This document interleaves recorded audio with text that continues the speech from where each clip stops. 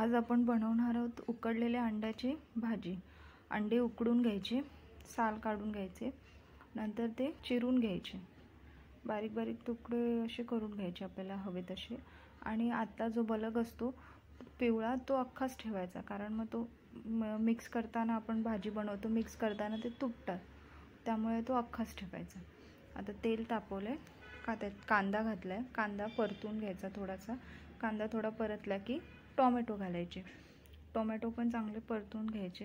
त्यात थोडंसं मीठ घालायचं टोमॅटो घातल्यावर, कारण मग थोडा मऊ होतो टोमॅटो। मग प्लेट ठेवून त्याला वाफ द्यायची जराशी आणि चांगले चमच्याने स्मॅश करून घ्यायचे।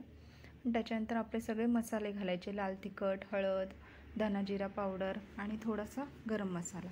हे चांगलं मिक्स करून घ्यायचं आणि प्लेट ठेवून परत त्याला एक वाफ येऊ द्यायची।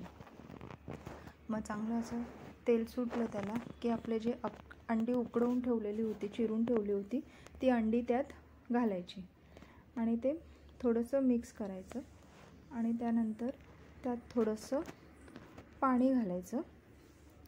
पाणी घातल्यानंतर पण एकदा वाफ आणायला प्लेट ठेवून वाफेसाठी ठेवून द्यायची।